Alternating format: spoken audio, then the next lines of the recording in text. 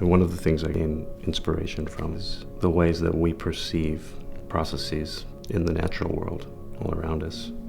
In many ways, works in this show deal with the way that we try to emulate some of those processes, the ways that we try to get closer to nature and learn more from what we observed.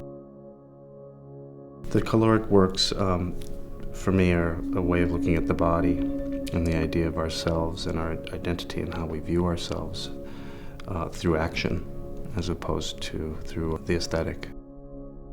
For me, the process of depicting a numeric amount of energy has to come from energy. There's a performative act to the work in the action of stamping the calories into the metal. There's another level of performative action in the application of silver nitrate onto the surface of the large canvases and prints.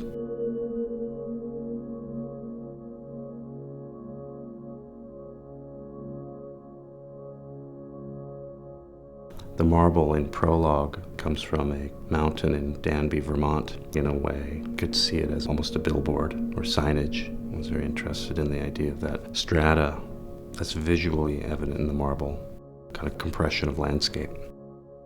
On one plane, there's an image created by the marble, and on the other side is a silver nitrate coated surface that's reflective and creates a plane 10 feet in the air and above the viewer's head that reflects a place that they can't access.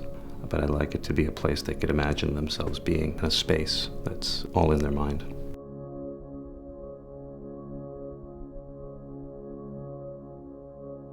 I'm interested in the different approaches, disciplines, or methods of arriving at a final artwork. Many of my works are at the intersections of a lot of common themes in the work, from the idea of the openness of human experience and the subjectivity involved with choice, the languages that might be considered authoritative, the things that tell us who we are and what we should be versus the things we want to be.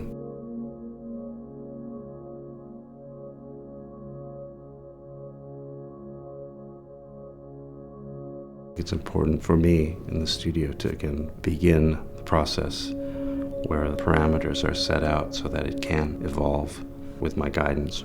On the other hand, when the work leaves the studio, the visual or the physical presence of the work might be an entrance for the viewer and begin a process of unraveling.